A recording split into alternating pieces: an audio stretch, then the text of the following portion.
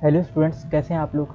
आज हम लोग पढ़ने वाले हैं क्लास 11 के cell the unit of life chapter के बारे में। और इसमें आज हम लोग प्रोकैरियोटिक सेल के बारे में पढ़ेंगे। इससे पहले हम लोग सेल थ्योरी, सेल की डिस्कवरी और सेल के कंपोनेंट्स के बारे में पढ़ चुके हैं। आज हम लोग प्रोकैरियोटिक सेल के बारे में पढ़ेंगे। अगर आपने अभी तक चैनल को सब्सक्राइब नहीं किया है तो चैनल को सब्सक्राइब जरूर कर लीजिए, और वीडियो अच्छी लगे तो वीडियो को लाइक ज़रूर कीजिएगा। आपका हर एक लाइक हमारे लिए एटीपी की तरह वर्क करता है। किस तरह की वीडियो हम आपके लिए और बनाएं और आपकी नीट की प्रिपरेशन अच्छे से हो। और जिन्होंने अभी तक हमारा टेलीग्राम चैनल ज्वाइन नहीं किया वो हमारा टेलीग्राम चैनल ज़रूर ज्वाइन कर लीजिए। वहाँ पे आपको नीट के ये जो चैप्टर्स यहाँ पे पढ़ाए जा रहे हैं उसके मॉड्यूल्स हमारे टेलीग्राम चैनल में आपको ज़रूर मिलेंगे, तो वहाँ पे आप उसको ज्वाइन कर लीजिए। और व्हाट्सएप पे और इंस्टाग्राम और फेसबुक आप डिफरेंट जगह पे हमें फॉलो कर सकते हैं जहाँ पे भी आपकी आसानी हो।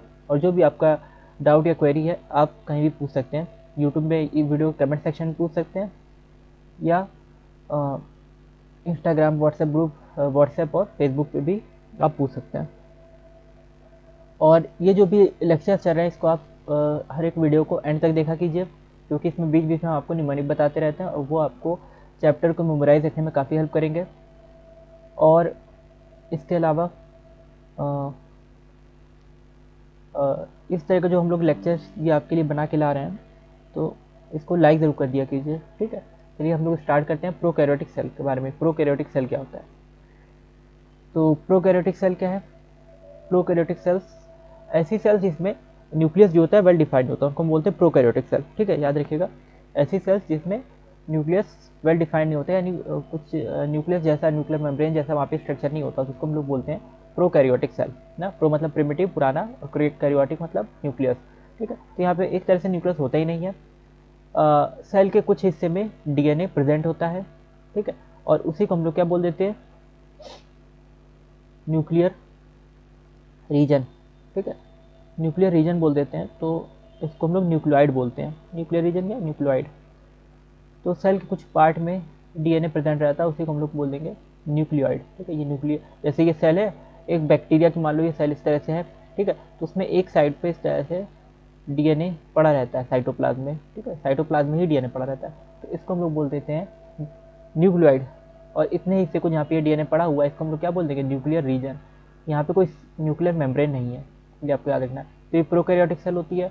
और प्रोकैरियोटिक सेल जो होती है ये हमें किस में देखने को मिलती है? प्रोकैरियोटिक सेल जो होती है ये हमें बैक्टीरिया में देखने को मिलती है, ठीक है। बैक्टीरिया जो होता है ये प्रोकैरियोट, और बैक्टीरिया को हम लोग मोनस भी कहते हैं, ठीक। इतनी चीज़ आपको याद रखनी है।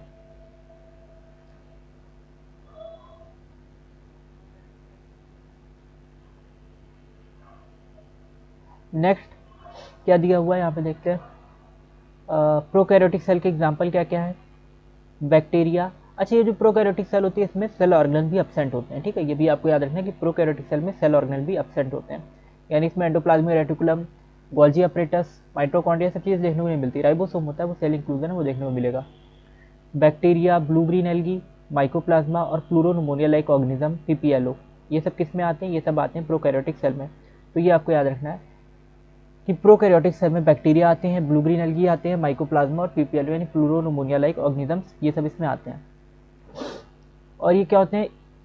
बैक्टीरिया के बारे में आप जानते हैं। ब्लू ग्रीन एल्गी भी आप देखे होंगे कभी कभी पानी पे आपको कुछ ऑयली चमकता हुआ दिखता है, ठीक है। जब आप रोड सड़क पे कुछ पानी वगैरह पड़ा देखते होंगे, कीचड़ वगैरह पड़ा देखते होंगे सड़क पे, तो उस पर देखते होंगे कि कुछ ऑयली जैसा कुछ चमकती हुई कोई फिल्म दिखती है, ठीक है। उसके ऊपर एक पतली सी लेयर, फिल्म मतलब एक पतली सी लेयर दिखती है, ब्लूइश ना, या और ग्रीन कलर की, उस तरह की। तो ये ब्लू ग्रीन एल्गी होते हैं, ठीक है। ब्लू ग्रीन एल्गी जो होते हैं ये हमें वाटर वगैरह पे देखने को मिलेंगे।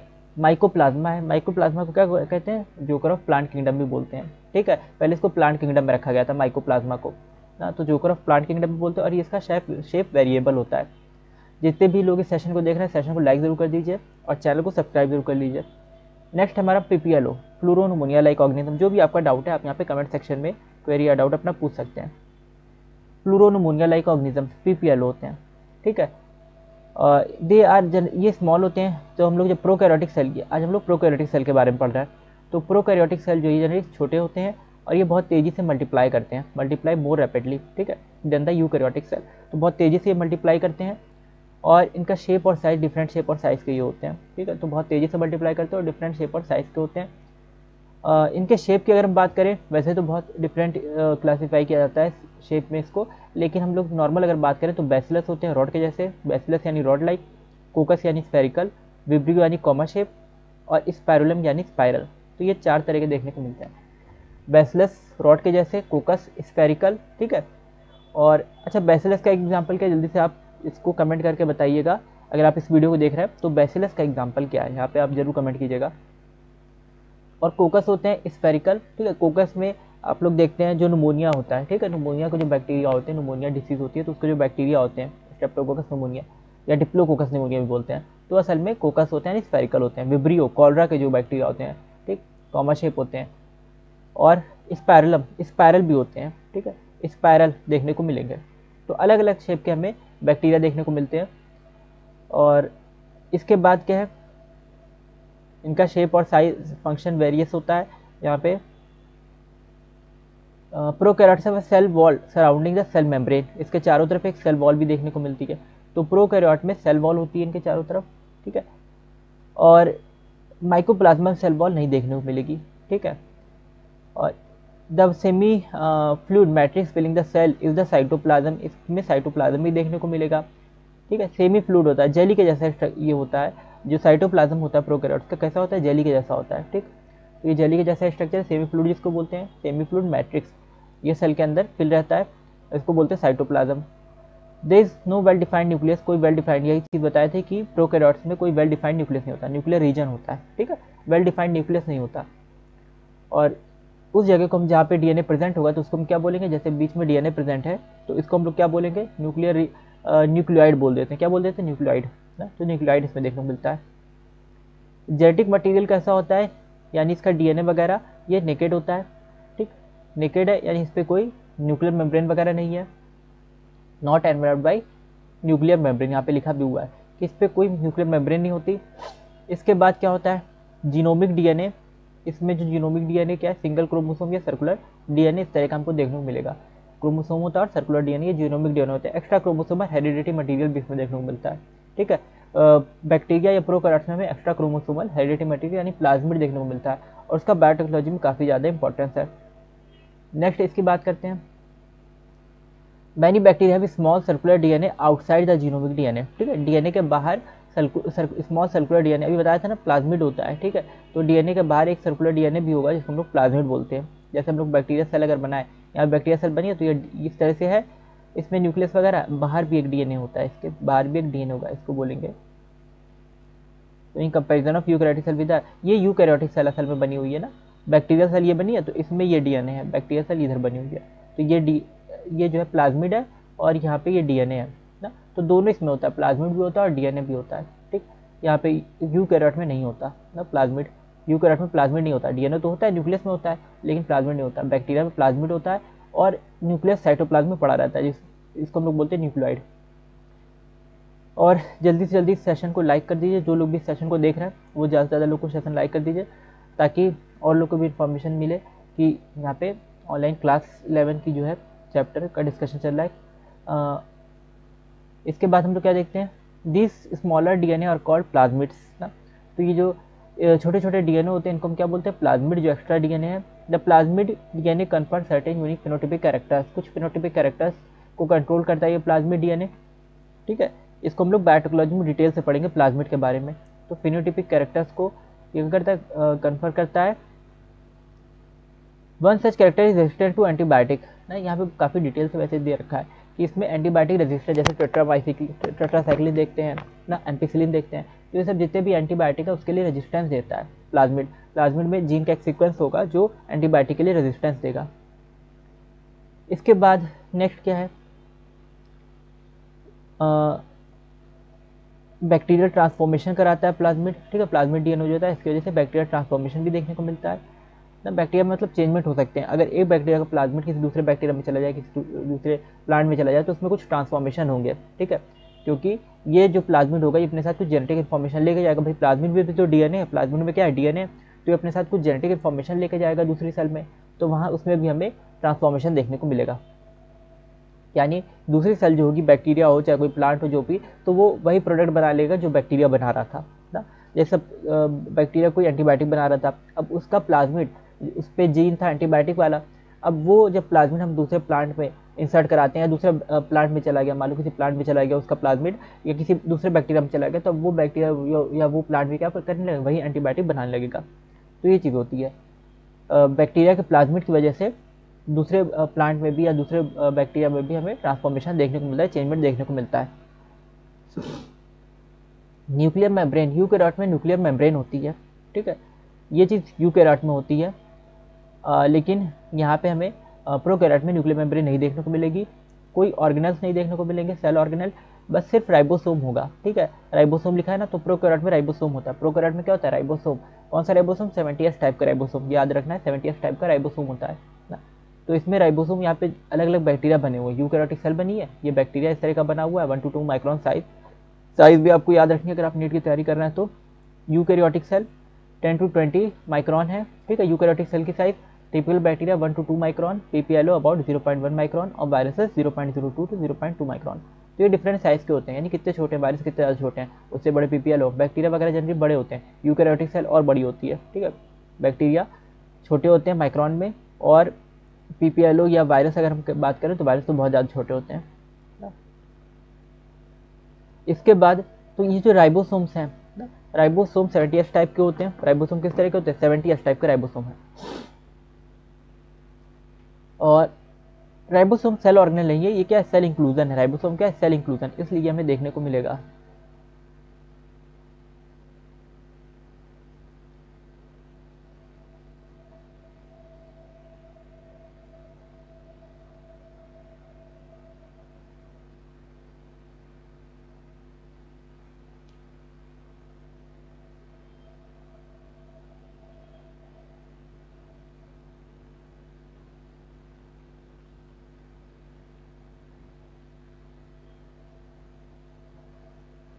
तो यहाँ पे नेक्स्ट क्या है, unique in the form of inclusion. Prokaryotes have something unique in the form of inclusion, a specialised differentiated form of cell membrane called mesosome, ठीक है। तो यहाँ पे हमें मीजोसोम भी देखने को मिलती है ना, मीजोसोम भी यहाँ पे देखने को मिलती है।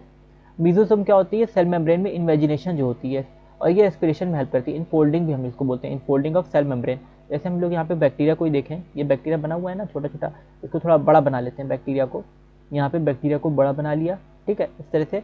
और बैक्टीरिया के अंदर इन्वेजिनेशन बना दी, बैक्टीरिया के अंदर इन्वेजिनेशन बना दी। तो जो बैक्टीरिया के अंदर इन्वेजिनेशन होती है ना, इसी को हम लोग बोलते हैं मीजोसोम ना। ये पूरे इस तरह से सेल मेम्ब्रेन में इन्वेजिनेशन देखने को मिलेगी, ठीक है। कहीं पे छोटी कहीं पे बड़ी, इरेगुलर होती है, कोई यूनिफॉर्म नहीं होती, ठीक है। तो ये इन्वेजिनेशन होती है, और इसमें क्या होता है, इसमें रेस्पिरेटरी एंजाइम्स होते हैं। इसमें क्या होता है, रेस्पिरेटरी एंजाइम्स होते हैं, तो ये रेस्पिरेशन में हेल्प करती है, ठीक है। तो इसलिए इनफोल्डिंग बोलना है, ये अंदर की ओर फोल्डेड है ना, तो ये इनफोल्डिंग है सेल मेम्ब्रेन की, और इसमें हमें एंजाइम्स देखने को मिलते हैं, और ये रेस्पिरेशन में हेल्प करती है। तो ये याद रखना है हमें मीजोसोम के बारे में।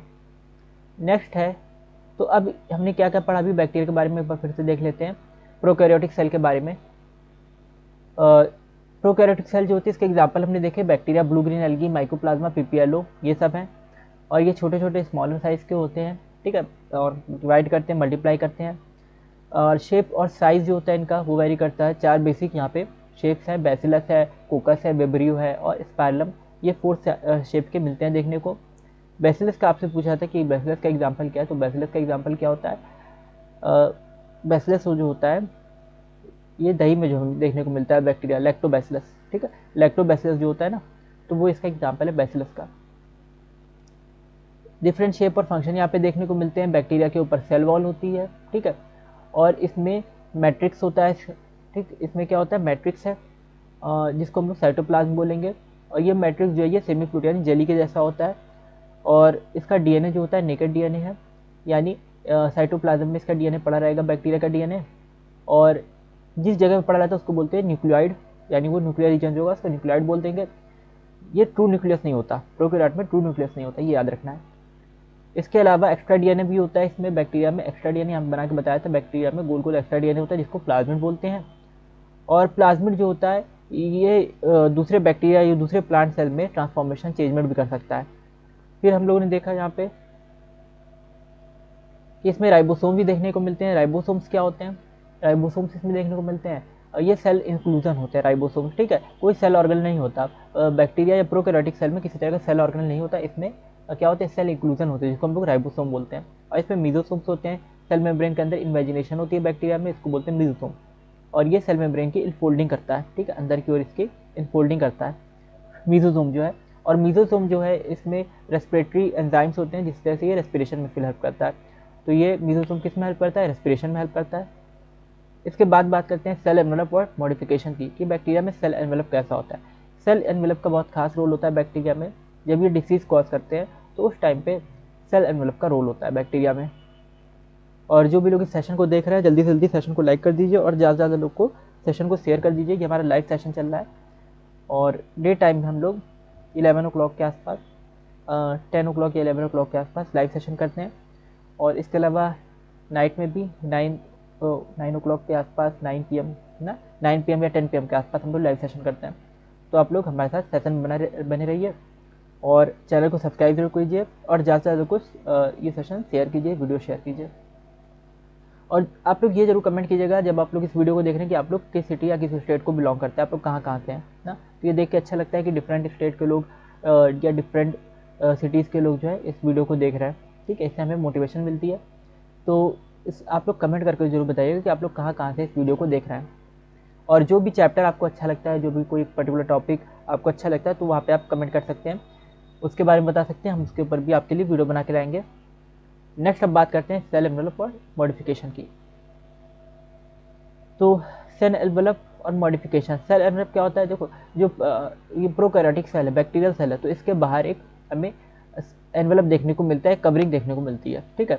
तो इसके बाहर हमें एक कवरिंग देखने को मिलती है, तो इसको हम लोग बोलते हैं सेल एनवेलप, ठीक है। इसमें 3 लेयर होती है सेल एनवेलप में। तो बैक्टीरियल सेल के बाहर जो कवरिंग देखने को मिलेगी उसको हम लोग बोलेंगे सेल एनवेलप। अब इस सेल एनवेलप में क्या क्या होता है, तो इसमें सबसे बाहर की ग्लाइकोकैलिक्स लेयर होती है। सेल एनवेलप में क्या होती है, सबसे बाहर ग्लाइकोकैलिक्स लेयर होती है, फिर सेल वॉल इसके अंदर होती है, और फिर इसके अंदर क्या होती है, प्लाज्मा मेम्ब्रेन होती है। तो बैक्टीरिया पे ये 3 मेम्ब्रेन का स्ट्रक्चर क्या कह सकते हैं, 3 लेयर स्ट्रक्चर में देखने को मिलता है, जिसको हम लोग बोलते हैं सेल एनवेलप। तो इस तरह से 1 2 और 3 लेयर का स्ट्रक्चर हमें बैक्टीरिया के ऊपर देखने को मिलता है, इसको हम लोग बोलते हैं सेल एनवेलप, ठीक है। यहाँ पे थोड़ा 3 स्ट्रक्चर अजीब से बने ना, सही नहीं बन पाए, लेकिन चलो ये एक पहला है लेयर जिसको हम लोग बोले ग्लाइकोकाइलिक्स। ये दूसरी लेयर है हमारी, ठीक है, जिसको हम लोग क्या बोल रहे हैं, इसको हम लोग बोल रहे हैं सेल वॉल। और तीसरी लेयर क्या है, प्लाज्मा मेम्ब्रेन, ठीक है। एक बार फिर से बना के दिखा देते हैं। जब इसको आप देखेंगे तो ये जैसे बैक्टीरिया है, तो इसके ऊपर पहली लेयर क्या होगी, प्लाज्मा मेम्ब्रेन हो गई, सब पहली लेयर प्लाज्मा मेम्ब्रेन। फिर इसके ऊपर क्या होगी, सेल वॉल। तो ये प्लाज्मा, मान लो ये प्लाज्मा मेम्ब्रेन है अंदर वाली, तो ये बाहर वाली सेल वॉल हो गई। और फिर इसके ऊपर क्या हो गई, इसके ऊपर हो गई ग्लाइकोकैलिक्स, ये हो गई इस तरह से ग्लाइकोकैलिक्स। ये आई होप ये दिख रहा होगा, ठीक है, क्या बना रहे हैं यहाँ पे।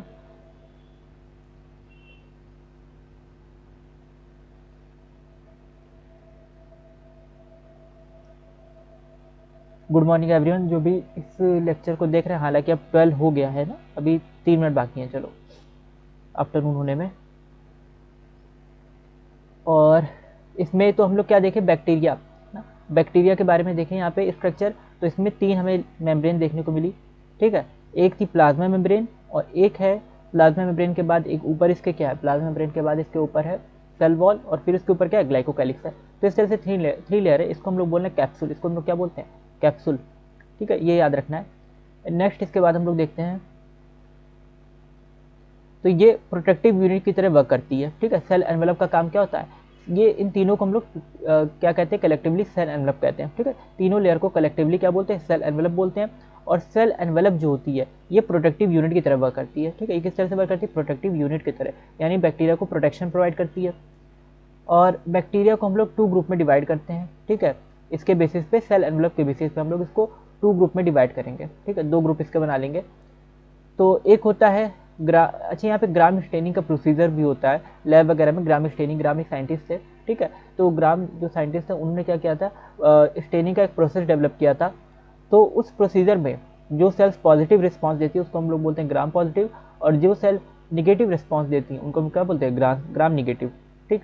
तो ग्राम स्टेनिंग के बेसिस पे, ग्राम एक साइंटिस्ट है जिन्होंने स्टेनिंग का प्रोसेस डेवलप किया, यानी सेल को कलर करने का प्रोसेस डेवलप किया, ठीक है। इन्होंने सेल को कलर किया डिफरेंट टाइप से, और उसमें जिन सेल्स ने जो है पॉजिटिव रिस्पॉन्स दिया उसको हमने कहा ग्राम पॉजिटिव, और जिन सेल ने निगेटिव रिस्पॉन्स दिया उसको कहा ग्राम निगेटिव।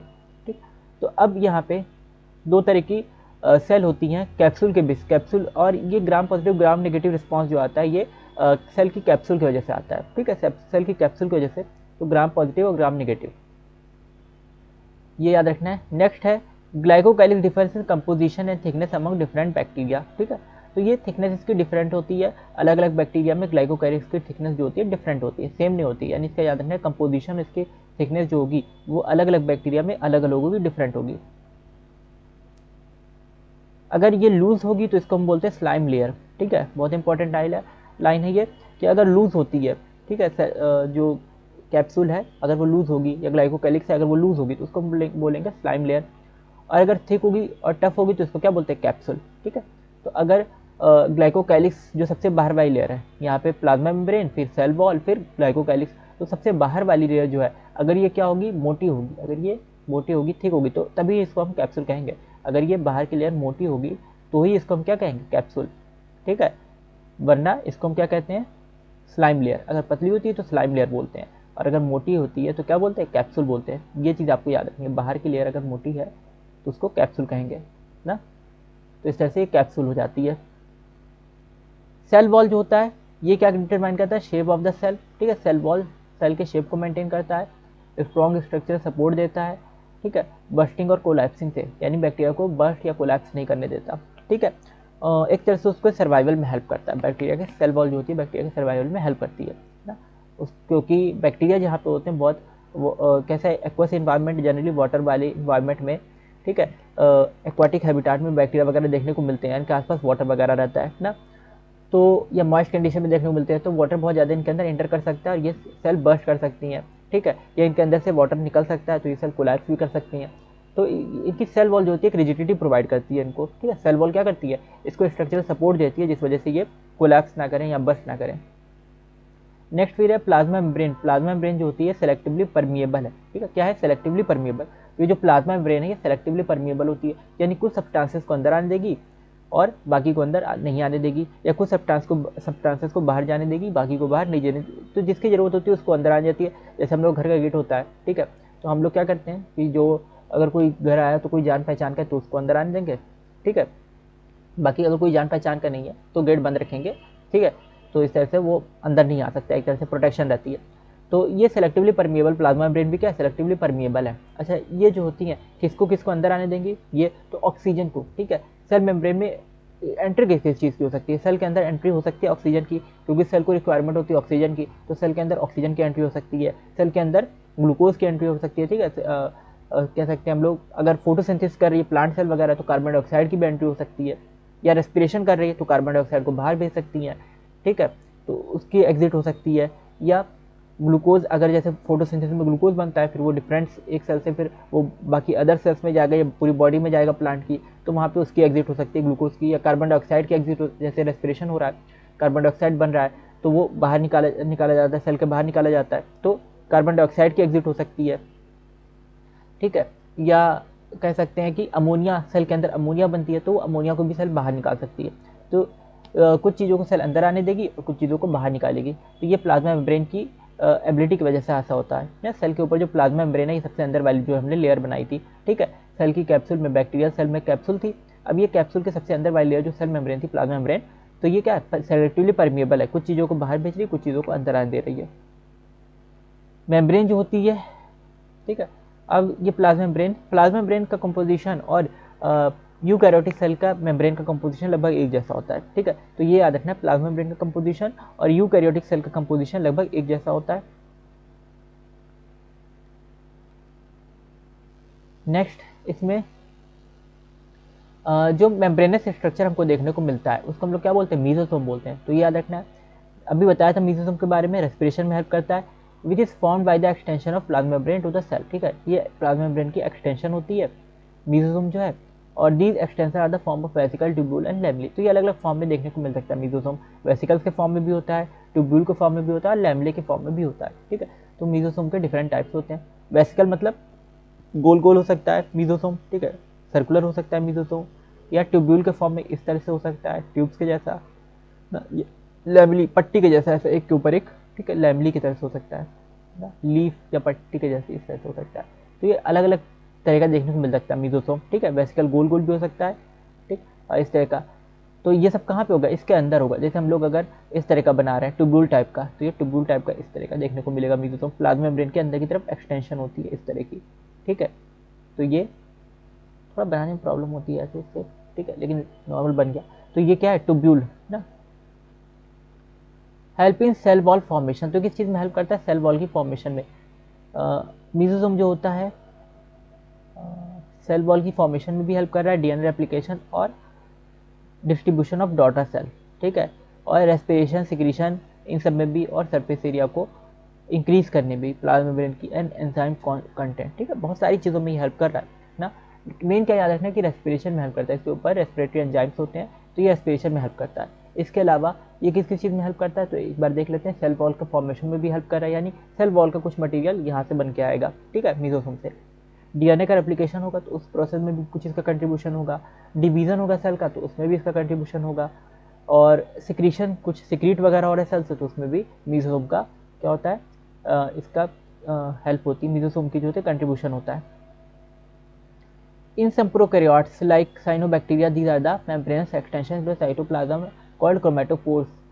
अच्छा, कुछ जो बैक्टीरिया होते हैं, ठीक है, कुछ बैक्टीरिया जो होते हैं, जैसे हम लोग साइनोबैक्टीरिया को लेते हैं ना, साइनोबैक्टीरिया जिसको हम लोग बोल रहे थे ब्लू ग्रीन एल्गी, ठीक है। तो साइनोबैक्टीरिया या ब्लू ग्रीन एल्गी जो होते हैं ना, तो ये जो होते हैं इनमें क्या होता है, पिगमेंट होता है इसके ऊपर, ठीक है। साइनोबैक्टीरिया ब्लू ग्रीन एल्गी में इसके ऊपर पिगमेंट होता है मीजोसोम के ऊपर, और इस पिगमेंट की वजह से ये फोटोसिंथेसिस में हेल्प करता है, ठीक है। तो इसको हम लोग क्रोमेटोफोर बोलते हैं, क्या बोलते हैं, क्रोमेटोफोर ना। तो जब जैसे बैक्टीरिया है, बैक्टीरिया के अंदर क्या है, मीजोसोम है, बैक्टीरिया है, बैक्टीरिया के अंदर इस तरह से मीजोसोम है। तो मीजोसोम के ऊपर जब फोटोसिंथेटिक पिगमेंट होगा, ठीक है, ये फोटोसिंथेटिक पिगमेंट होगा, तो इसको हम लोग क्या बोलते हैं, इसको बोलते हैं क्रोमेटोफोर, क्या बोलते हैं, क्रोमेटोफोर। तो क्रोमेटोफोर्स बोलते हैं, ठीक है। साइनोबैक्टीरिया में जो मीजोसोम क्या होती है, ये स्पेशलाइज हो जाती है, इसके ऊपर क्रोमेटोफोर्स होते हैं, ठीक है, पिगमेंट्स होते हैं, और ये फोटोसिंथेसिस में हेल्प करते हैं, ठीक है। फोटोसिंथेसिस क्या होता है, ये अपने लिए अपना फूड खुद से प्रिपेयर करेंगे ना, जैसे साइनोबैक्टीरिया वगैरह हो गए। नेक्स्ट हम लोग देखते हैं बैक्टीरियल सेल्स ना, बैक्टीरियल सेल्स के बारे में कि ये मोटाइल या नॉन मोटाइल दो तरह के हो सकते हैं, ठीक। बैक्टीरियल सेल्स जो होते हैं मोटाइल या नॉन मोटाइल दो तरह के होते हैं ना? यानी इसमें मूवमेंट भी होगी और इसमें मूवमेंट नहीं भी होगी, ठीक है। कुछ ऐसे बैक्टीरिया होंगे जिनमें मूवमेंट होगी, कुछ ऐसे बैक्टीरिया होंगे जिनमें मूवमेंट नहीं भी होगी। दोनों तरह के बैक्टीरिया देखने को मिलते हैं, ऐसे बैक्टीरिया जिनमें मूवमेंट होती भी है और ऐसे बैक्टीरिया जिसमें मूवमेंट नहीं भी होती। अब ये क्या है, मोटाइल जिसमें होते हैं तो उसमें हमें फ्लैजिला देखने को मिलता है जिसमें मूवमेंट होती है, ऐसे बैक्टीरिया जिसमें मूवमेंट होती है तो उसको हम लोग मोटाइल कहते हैं ना। और दूसरा क्या है हमारे पास, अच्छा, इसमें थिन फिलामेंटस एक्सटेंशन होती है। मूवमेंट कैसे हो रही है, थिन फिलामेंटस एक्सटेंशन होती है ना, फ्लैजिला वगैरह जैसे स्ट्रक्चर होते हैं, फ्लैजिला होता है, ठीक है, बैक्टीरिया वगैरह में, तो इसकी वजह से मूवमेंट देखने को मिलती है। अच्छा, एक और होता है मूवमेंट के लिए स्ट्रक्चर, आपको कमेंट करके बताना है कि एक और स्ट्रक्चर क्या होता है, ठीक है। प्रोटोजोआ में जनरली देखने को मिलेगा, तो एक और स्ट्रक्चर होता है मूवमेंट के लिए, वो क्या होता है, एक तो फ्लैजिला हो गया, ठीक है। फ्लैजिला कैसे होता है, जैसे इसकी बॉडी पे लंबे लंबे इस तरह से होते हैं ना, अभी हमने ऊपर एक डायग्राम में ऐसे होते हैं ना, फाइबर्स के जैसे होते हैं, इनको फ्लैजिला बोलते हैं, फिलामेंट के जैसे होते हैं ना। ये आगे पीछे मूव करते हैं, जैसे नहीं बोट होती है, बोट में चप्पू, उसके जो पैडल होते हैं, ठीक है, वो मूव करते हैं ना। उसके जब चप्पू मूव करेंगे बोट के, तो वो क्या होगी, बोट आगे चलेगी ना, नाव जो होती है आगे बढ़ती है, नाव के जब पतवार जो है वो मूव करते हैं। तो उसी तरह से यहाँ पे क्या है, यहाँ पे बैक्टीरिया के पास ये दोनों साइड पे या पूरी बॉडी पे भी ये फ्लैजिला हो सकते हैं, ठीक है। तो इसके फ्लैजिला होते हैं, छोटे बड़े अलग अलग साइज के हो सकते हैं, पूरी बॉडी पे हो सकते हैं, अलग अलग साइड पे होते हैं, सिंगल भी हो सकता है। तो ये जब मूव करेंगे ना तो ये सेल आगे बढ़ती है, जब मूव करते हैं तो सेल क्या होती है, आगे बढ़ती है। तो ये याद रखना है, जब ये फ्लैजिला मूव करते हैं तो सेल आगे बढ़ती है। जैसे हम लोग यहाँ पे देखते हैं, ऊपर हमने डायग्राम देखा था ये, ठीक है, बैक्टीरिया का डायग्राम। तो यहाँ पे देखो ना, इसके धागे जैसा ऐसा फिलामेंटस ये स्ट्रक्चर बना हुआ है बैक्टीरिया के दोनों साइड पे, ठीक है, बैक्टीरिया के दोनों साइड पे स्ट्रक्चर बना हुआ है, तो इसको बोलते हैं फ्लैजिला। कभी कभी फ्लैजिला के बेसिस पे भी क्लासीफाई किया जाता है बैक्टीरिया को, तो याद रखना है, फ्लैजिला के बेसिस पे हम लोग क्लासीफाई करते हैं बैक्टीरिया को। हालांकि आपके सिलेबस में इतना ज़्यादा डिटेल से दिया नहीं हुआ। तो यहाँ पे फ्लैजिला है, और फ्लैजिला जो होता है, ठीक है, इसकी अरेंजमेंट डिफरेंट होती है, नंबर डिफरेंट होते हैं। Bacteria flagella composed of 3 filaments, hook and flagella. समझ में आ गया ना, फ्लैजिला क्या है, ये फिलामेंट जो है बैक्टीरिया के ऊपर जिसकी वजह से ये मूव कर रहा है, उसी को हम लोग फ्लैजिला बोल रहे हैं, धागे धागे जैसा जो बनाया, ठीक है। 3 पार्ट्स कौन कौन से होते हैं? फिलामेंट, हुक और बेसल बॉडी। फ्लैजिला में भी अलग अलग पार्ट होता है, फिलामेंट होता है, हुक होता है, बेसल बॉडी। ये बेसल बॉडी है, ये फिलामेंट है, ये हुक है और ये फिलामेंट है। तो इस तरह से होता है इसमें, ठीक है, अलग अलग पार्ट होते हैं ना, फिलामेंट, हुक और बेसल बॉडी। ये बेसल बॉडी है, ये हुक है, ये हुक है और ये फिलामेंट है, ठीक है, इस तरह से होता है बेसल बॉडी, हुक और फिलामेंट। ये पूरा 3 पार्ट है फ्लैजिला के, ठीक है, ये आपको याद रखने हैं फ्लैजिला में। नेक्स्ट हम लोग बात करते हैं यहाँ पे, टेक्स्ट बहुत छोटे तो अपीयर नहीं हो रहे। अगर आप लोग को टेक्स्ट छोटे अपीयर हो रहे हैं या क्वालिटी में कोई प्रॉब्लम आ रही है तो आप कमेंट कर सकते हैं। वॉइस अगर नहीं सुनाई दे रही है तो आप बता सकते हैं, ठीक है। कोई भी अगर प्रॉब्लम होती है बफरिंग में या वीडियो आप तक पहुंचने में तो आप बता सकते हैं, ठीक है। मेरी तरफ से सब सही चल रहा है। तो फिलामेंट, हुक और बेसल बॉडी ना, इस तरह का होता है स्ट्रक्चर। बस नेक्स्ट है इसमें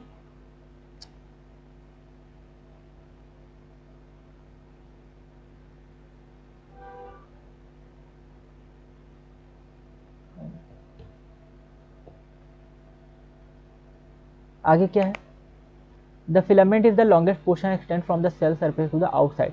फिलामेंट जो होता है ये सबसे बड़ा पोर्शन होता है, लॉन्गेस्ट पोर्शन, और ये सेल के आउटसाइड पे रहता है। मतलब यहाँ पे क्या है, बेसल बॉडी और हुक जो है ये सेल के अंदर, मेम्ब्रेन के अंदर ही जनरली रहती है, लेकिन ये फिलामेंट जो होता है ये सेल के बाहर निकला होता है ना। जैसे ये सेल बना है बैक्टीरिया सेल, तो ये इसके अंदर बेसल बॉडी और ये हुक रहेगा, ठीक है, बेसल बॉडी हुक इसके अंदर रहेगा और फिलामेंट इससे बाहर इस तरह से निकला रहेगा, ठीक है, फिलामेंट इससे बाहर निकला रहता है, ये चीज़ याद रखनी है। तो फिलामेंट लार्जेस्ट पोर्शन होता है फ्लैजिला का। नेक्स्ट आगे अब हम लोग बात करते हैं इसके बारे में कि फ्लैजिला के अलावा और कौन से अपेंडेजेस जो होते हैं और कौन कौन से पार्ट्स होते हैं वो बैक्टीरिया के ऊपर देखने को मिलते हैं। तो फ्लैजिला के अलावा बैक्टीरिया के ऊपर हमें क्या देखने को मिलता है, फ्लैजिला के अलावा बैक्टीरिया के ऊपर पिली होता है, ठीक है। ये इलोंगेटेड ट्यूबुलर स्ट्रक्चर है, ठीक है, लंबे लंबे से होंगे, इलोंगेटेड और ट्यूब के जैसे होते हैं। तो पिली होता है बैक्टीरिया के ऊपर, इलोंगेटेड होते हैं और ट्यूब के जैसे होते हैं ना। और फिम्बरी होते हैं। अच्छा, ये पिली में स्पेशल प्रोटीन है ना, पिली जिसको बोलते हैं, फिम्बरी है, ये स्मॉल ब्रिसल के जैसे है ना, ब्रश के जैसे स्ट्रक्चर देखने को मिलेंगे फिम्बरी, और ये पूरे सेल के सरफेस पे देखने को मिलते हैं फिम्बरी, ठीक है। ये बैक्टीरिया को अटैचमेंट में हेल्प करते हैं, ठीक है, तो बैक्टीरिया के अटैचमेंट में हेल्प करते हैं, attach the bacteria to rocks और ऑल्सो द होस्ट टिश्यू। तो ये भी याद रखना है, फिम्बरी जो होते हैं ये ब्रिसल्स के जैसे स्ट्रक्चर हैं और ये अटैचमेंट में काम कर रहे हैं, ठीक है, ताकि बैक्टीरिया जो किसी रॉक, किसी सबस्ट्रेट से चिपक पाए।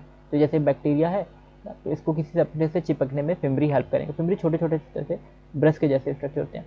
दूसरे होते हैं पिली। पिली जो होते हैं ना, ये पिली किससे बनते हैं, प्लाज्मिड में कुछ जीन्स होते हैं उससे पिली की इनकोडिंग होती है। पिली जो असल में क्या है, पिली ऐसे प्रोटीन है जो इनको रिप्रोडक्शन के दौरान एक बैक्टीरिया जब दूसरे बैक्टीरिया को होल्ड करता है ना, तो ये पिली हेल्प करते हैं कॉपुलेशन, बैक्टीरियल जब कॉन्जुगेशन वगैरह होता है उस टाइम पे दो बैक्टीरिया को पास पास होल्ड करने में हेल्प करते हैं।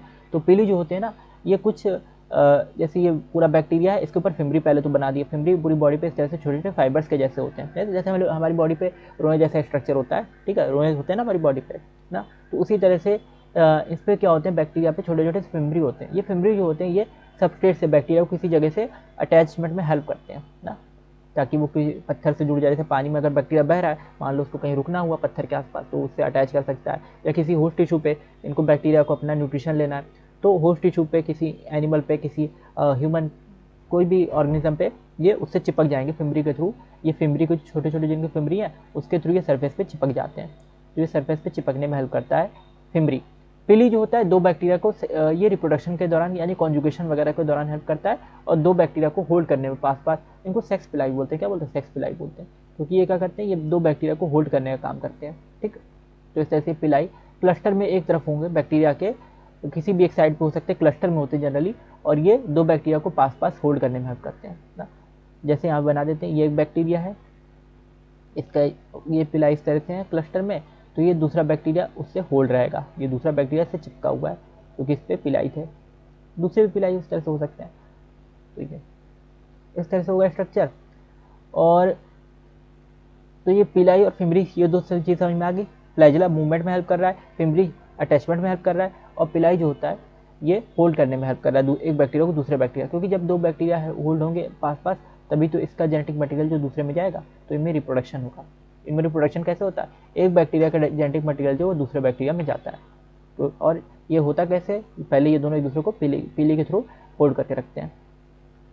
नेक्स्ट है, तो ये हमने देखा पूरा इसके बारे में बैक्टीरिया का जो स्ट्रक्चर था कि बैक्टीरिया में सेल एनवेलप के बारे में देखा। पहले सेल एनवेलप जो होता है बैक्टीरिया की जो आउटर कवरिंग होती है उसको हम लोग सेल एनवेलप बोलते हैं। अब ये जो कवरिंग है इसमें भी अलग अलग लेयर होती है, एक प्लाज्मा मेम्ब्रेन होती है, एक सेल वॉल, और एक क्या होती है सबसे बाहर की लेयर होती है ग्लाइकोकैलिक्स। ग्लाइकोकैलिक्स पतली हो सकती है, थिक भी हो सकती है। पतली होती है तो हम लोग क्या बोल देते हैं स्लाइम लेयर, और मोटी होती है तो हम लोग क्या बोल देते हैं, ग्लाइकोकैलिक्स अगर मोटी है ठीक है तो कैप्सूल बोल देते हैं।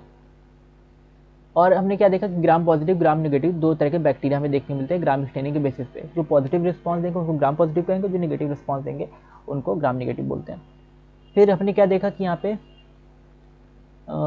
इसमें मीजोसोम होता है जो रेस्पिरेशन में हेल्प कर रहा है, ठीक है। सेल मेम्ब्रेन की इमेजिनेशन है, इसमें वेसिकल, ट्यूब्यूल और लैमिने होते हैं, ठीक है। ये अलग अलग फॉर्म में मीजोसोम दिखाई देता है, वेसिकल के फॉर्म में भी हो सकता है और मीजोसोम और ट्यूब्यूल के फॉर्म में भी हो सकता है। और फिर हमने देखा इसका कि इसमें मूवमेंट के लिए बैक्टीरिया में फ्लैजिला होता है जिससे ये मूवमेंट करता है। फ्लैजिला में अलग अलग पार्ट होते हैं, कौन कौन से पार्ट हैं, फिलामेंट, हुक और ये इसका जो है बेसल बॉडी है, फिर हुक है, फिर फिलामेंट है, तो इस तरह से अलग अलग पार्ट होते हैं। और फिर नेक्स्ट हमने क्या देखा कि फ्लैजिला तो मूवमेंट में हेल्प कर रहा है, फिम्बरी जो होते हैं सरफेस से अटैचमेंट में हेल्प करते हैं कहीं पे, और पिली जो होते हैं वो किस चीज़ में हेल्प करते हैं, इनको रिप्रोडक्शन में हेल्प करेंगे, यानी कॉन्जुगेशन जब ये करेंगे तो एक बैक्टीरिया को दूसरे बैक्टीरिया को होल्ड करने में हेल्प करते हैं। इतनी चीज़ें हमने देखी। नेक्स्ट हम लोग बात करते हैं इनके राइबोसोम्स और इंक्लूजन बॉडी की। इसमें राइबोसोम्स होते हैं, ठीक है, या इसी को हम लोग इंक्लूजन बॉडी बोल देते हैं। राइबोसोम असल में क्या इंक्लूजन बॉडी ही है एक तरह की। तो यहाँ पे राइबोसोम जो होता है ये प्लाज्मा मेम्ब्रेन से एसोसिएटेड होता है, ठीक है। प्लाज्मा मेम्ब्रेन पे राइबोसोम देखने को मिलेगा और 15 से 20 नैनोमीटर का होता है ये साइज़ का, 15 टू 20 नैनोमीटर। 15s और 30s सब यूनिट से मिलकर बना होता है, 70s इसको बोलते हैं, ठीक है। ये आपको जोड़ना नहीं कि 50 30 जोड़ के 80 हो गया, ठीक है। 50 और 30 जोड़ के 80 नहीं करना है, बल्कि क्या है दो सब यूनिट इसमें है, 50s और 30s, इन दोनों से 70s टाइप का राइबोसोम बनता है। और यहाँ पे राइबोसोम क्या होती है, protein synthesis, site of protein synthesis. ये याद रखना है कि यहाँ पे प्रोटीन बनती है, राइबोसोम पे क्या बनती है, प्रोटीन बनती है। और इसके बाद क्या है, राइबोसोम जो होता है वो mRNA से अगर कुछ राइबोसोम्स जैसे mRNA से जुड़ जाते हैं, ठीक है, क्योंकि mRNA जब राइबोसोम से जुड़ेगा तभी तो प्रोटीन बनेगा। तो जब एक ही mRNA से बहुत सारे राइबोसोम जुड़ जाएंगे तो उसको हम लोग क्या बोलते हैं, पॉलीराइबोसोम या पॉलीसोम बोलते हैं। तो ये याद रखना है, पॉलीराइबोसोम या पॉलीसोम क्या होता है कि जब एक ही mRNA से बहुत सारे राइबोसोम, इस तरह से एक mRNA है, mRNA DNA RNA दो न्यूक्लिक एसिड आपने पढ़े हैं, DNA होता है RNA, डीएनए में थायमिन होता है, आरएनए में यूरेसिल होता है। तो एक आरएनए से जब बहुत सारे राइबोसोम जुड़ जाएंगे और क्या करेंगे, ट्रांसलेशन, ये सब क्लास 12 में आएगा, ये ट्रांसलेशन का प्रोसेस होता है और प्रोटीन बनता है और ये प्रोटीन बनाएंगे। तो इसको हम लोग क्या बोलते हैं इस स्ट्रक्चर को कि एक mRNA से, मैसेंजर आरएनए से बहुत सारे राइबोसोम जुड़े हुए हैं, तो इसको हम लोग क्या बोलते हैं, पॉलीराइबोसोम या पॉलीसोम, पॉलीराइबोसोम या पॉलीसोम, ठीक। तो ये क्या करते हैं, ट्रांसलेशन का काम करते हैं, ठीक है। ये ट्रांसलेशन कौन सा है, हिंदू टू इंग्लिश वाला ट्रांसलेशन नहीं, ये ट्रांसलेशन कौन सा है, प्रोटीन बनाने वाला ट्रांसलेशन, ठीक है, इसमें प्रोटीन बनेगा। और नेक्स्ट फिर है इंक्लूजन बॉडीज़ के बारे में। और भी कुछ बॉडीज़ होती हैं जैसे रिजर्व मटेरियल हो गया, ठीक है, रिजर्व फूड मटेरियल हो गया, ये प्रोकैरियोटिक के साइटोप्लाज्म में हमें देखने को मिलेंगे। और membrane system and life in the cytoplasm, तो मेम्ब्रेन पे भी होते हैं इंक्लूजन बॉडीज और फ्री भी होते हैं साइटोप्लाज्म में, जैसे फॉस्फेट ग्रेन्यूल्स हो गए, ठीक है, साइटोफाइसियन ग्रेन्यूल्स हो गए ना, साइनोफाइसियन, फॉस्फेट ग्रेन्यूल्स, फॉस्फेट के ग्रेन्यूल्स हो सकते हैं, और कैसे हो सकते हैं, ये कॉपर के ग्रेन्यूल्स हो सकते हैं ना, ग्लाइकोजन ग्रेन्यूल्स हो सकते हैं, साइनो लिखा है ना यहाँ पे, तो कॉपर ग्रेन्यूल्स हो सकते हैं, ग्लाइकोजन ग्रेन्यूल्स हो सकते हैं, गैस वैक्यूल्स हो सकते हैं, यानी जिसमें गैस भरी हो, ठीक है, कोई मिनरल वगैरह के ग्रेन्यूल्स होगा, दाने दाने जार जैसे, ये क्या है बैक्टीरिया के अंदर, जैसे हमने बैक्टीरिया बनाया है, यहाँ पे बना देते हैं। अरे ये क्या हो गया,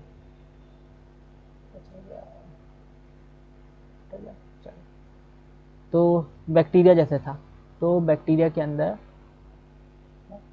हमें क्या क्या देखने को मिलेगा, फॉस्फेट ग्रेन्यूल, छोटे छोटे दाने दाने इस तरह के फॉस्फेट ग्रेन्यूल देखने को मिल सकते हैं। इसमें फॉस्फेट मिनरल हो सकता है, मिनरल जो होते हैं मेटाबॉलिक प्रोसेस में हेल्प करते हैं, तो ये चीज़ पाई जा सकती है। साइनोफाइसियन ग्रेन्यूल्स हो सकते हैं, ठीक है, और ग्लाइकोजन ग्रेन्यूल यानी इसका रिजर्व फूड मटेरियल जो होगा ग्लाइकोजन के फॉर्म में, ठीक है, वो हो सकता है। और बड़े बड़े से इस तरह से ग्लाइकोजन ग्रेन्यूल्स भी हो सकते हैं, फूड मटेरियल वगैरह की तरह काम करेगा। गैस वैक्यूल हो सकते हैं, गैस वैक्यूल, ठीक है, ये वैक्यूल जो होते हैं जो भी ये गैस बना रहे हैं, अमोनिया बना रहे हैं, कार्बन डाइऑक्साइड बनाए तो वो वहाँ पे इकट्ठी रहती है गैस वैक्यूल्स में, ठीक है। तो गैस वैक्यूल्स के अंदर हो सकते हैं, और ये सब हमें blue green अलगी, purple green photosynthetic bacteria में इस तरह की चीज़ें, सेल इंक्लूजन टाइप की चीज़ें ज़्यादा देखने को मिलती है। ज़्यादातर किस में देखने को मिलेंगी? ब्लू ग्रीन और पर्पल और ग्रीन फोटोसिंथेटिक बैक्टीरिया में। जो फोटोसिंथेटिक बैक्टीरिया होते हैं ना, उनमें वैक्यूल या ये जो ग्रेन्यूल्स वगैरह ज़्यादा होते हैं, ठीक है। तो इस तरह से ये हमारा कंप्लीट होता है। आपको राइबोसोम याद रखना है, 70 राइबोसोम होता है। आज हमने प्रोकैरियोट के बारे में पढ़ा कि प्रोकैरियोट का स्ट्रक्चर कैसा होता है, इसका एनवेलप और इसका जो इसका हमने देखा एनवेलप देखा, इसमें मूवमेंट देखा किस तरह से होती है, और इसके राइबोसोम वगैरह के बारे में पढ़ा, ठीक है।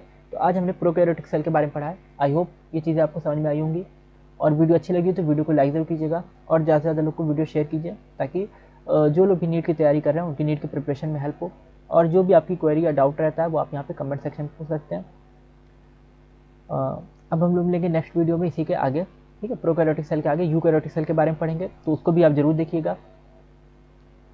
और कोई भी सजेशन आपका इस वीडियो को रिगार्डिंग है तो आप कमेंट सेक्शन में बता सकते हैं, या कोई भी आपकी डाउट या क्वेरी रहती है वो भी बता सकते हैं, वो भी आप पूछ सकते हैं। और आपने अगर अभी तक टेलीग्राम चैनल ज्वाइन नहीं किया तो टेलीग्राम चैनल को जरूर ज्वाइन कर लीजिए, ठीक है। उस पर हम आपको नीट के मॉड्यूल्स प्रोवाइड करते रहेंगे हर चैप्टर के। Thank you for watching. मिलते हैं अगली वीडियो में।